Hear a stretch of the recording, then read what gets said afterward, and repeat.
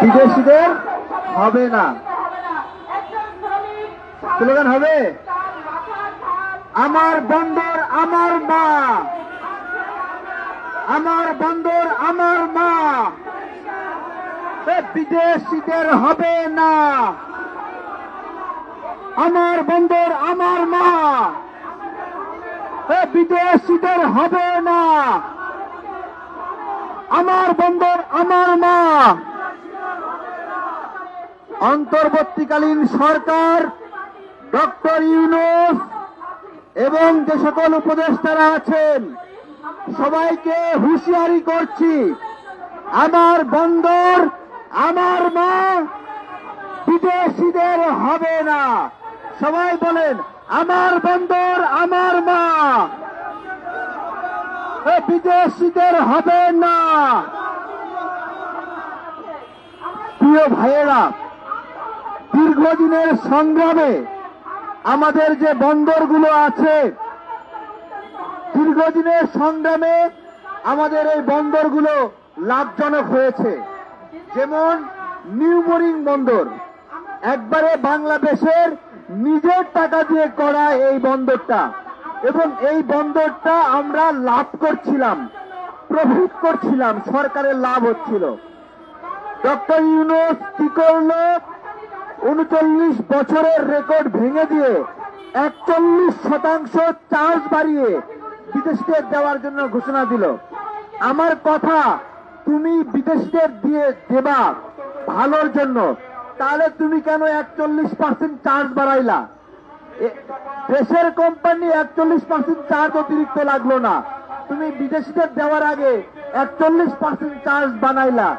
ভালো কথা, ৪১% চার্জ যে বানাইলা, সরকার থেকে একসময় চলে যাইবা, তখন কত শতাংশ কমিশন খাইবা? উত্তর দিতে হবে। ভালোই যদি করতে চাও তাহলে চার্জ কেন বাড়াইলা? তুমি কি উন্নতি করতে চাও? আপনারা কি উন্নতি করতে চান যে চার্জ বাড়াইতে হয়? বিষয় সেটাও না ভাই।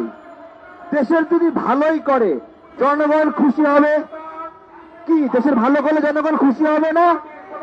তা আমার প্রশ্ন, জনগণ যেইটাতে খুশি হবে ওইটা লুকোচুরি কেন? শর্তগুলো জনগণ জানে না কেন? তার মানে শর্তগুলো এইরকম যেটাতে জনগণ খুশি হবে না, জনগণ নাখোশ হবে। আপনি যদি ভালোই কিছু করেন, আরে মেয়ে ঢাক ঢোল পিটাইবেন, ব্যামপাতি নিয়ে মিছিল করবেন। বন্দরের চুক্তি যদি ভালো হয়, এই চুক্তিতে কি কি পাবেন, কি কি দিবেন, ব্যামপাতি নিয়ে মিছিল করবেন, আরে ফুল নিয়ে উৎসব করবেন। আপনি লুকোচুরি করে চুক্তি কেন করছেন ভাই? কি করছেন? লবিস্ট নিয়োগ দিয়া আজীবন কমিশন খাইবে গ্রামীণ, সেইটা। আমার কথা, আপনি গ্রামীণের নামে ম্যান পাওয়ার লাইসেন্স নিছেন, আদম ব্যাপারীর লাইসেন্স নিছেন, গ্রামীণ বিশ্ববিদ্যালয় করবেন। গ্রামীণের সরকারের ভাগ ছিল 25%, কমায় 10% করছেন। আমার প্রশ্ন হলো, গ্রামীণকে এত জায়গায় ইনভলভ করছেন, তা গ্রামীণকে এই বন্দর ব্যবস্থাপনায় ইনভলভ করেন। তাও বুঝতাম যে দেশের একটা কোম্পানির হাতে এই বন্দরটা আছে, আপনি তা না করে এরাও বিদেশিদের হাতে দিয়ে দিচ্ছেন। প্রিয় ভাইয়েরা, আমি বললাম আমার বন্দর আমার মা, আমরা পরিবারের সদস্যরা ভালো থাকবে এই অজুহাতে কি বিদেশিদের কাছে রেখে আসবো? বলেন, দুই বেলা ভালো খাওয়ার জন্য নিজের বউরেকে বিদেশির কাছে দিয়ে দিবে? বলেন, আমাদের দেশের অনেক নাগরিক আছে, তারা মনে করে যে ভারত থেকে কম দামে পেলে ভারত থেকেই নিয়ে আসুক, আমাদের কৃষকরা না খেয়ে মরুক, তারপরেও পেঁয়াজটা ভারত থেকে আসুক। অনেক নাগরিক এটা মনে করে। অনেক নাগরিক মনে করে যে মরিচ আমাদের কৃষকরা কম দাম পাক, তাও এটা ভারত থেকে আসুক, মনে করে না? এই সকল নাগরিকরা বাংলাদেশের জন্য আশীর্বাদ না অভিশাপ? আশীর্বাদ না অভিশাপ? অভিশাপ। এরা অভিশাপ। যে নাগরিক মনে করে যে এইটা ভারত থেকে আনলেই ভালো, কম দামে পাবো, ও তো উৎপাদন করে না। দুইটা দোকান, একটা দোকান যদি বাংলাদেশের হয় আর একটা দোকান যদি পাশে ভারতের এসে বসে, তাহলে বাংলাদেশি দোকানের বিক্রি কমে যাবে না বাড়বে? কমবে না। তাহলে বাংলাদেশি দোকানদার চাইবে যে হলো বিদেশি দোকানদার এখানে এসে বসুক? বসবে না। তো কাস্টমার যে সে হয়তো মনে করতে পারে একটু কম দামে পাচ্ছি, কিন্তু প্রত্যেকটা নাগরিকই কোনো না কোনো জায়গায় তো দোকানদার। আপনি সরকারি চাকরি করেন, এই দেশে ধরেন 2 লক্ষ শিক্ষক আছে, আমাদের 65% শিক্ষার্থী বাংলা রিডিং করতে পারে না। আমরা কি এই সকল শিক্ষকের চাকরিতে বাদ দিব? বাদ দিয়ে বলবো তোরা পড়াইতে পারস না, বিদেশ থেকে শিক্ষক নিয়ে আসবো? এরা মানবেনি? মানবেনি? 1 লক্ষ ডক্টরকে বলা হচ্ছে তোমাদের দিয়ে হাসপাতাল ভালো চলে না, সবার চাকরি বাদ। কই থেকে চিকিৎসক আসবে? ইন্ডিয়া থেকে। ডাক্তাররা মানবেনি? মানবেনি? মানবে না। আউটসোর্সিং এ চাকরি করে যারা অল্প বেতন পায়, ভাবে যে ভারতীয় চাল আসলে কম দামে খেতে পারবে।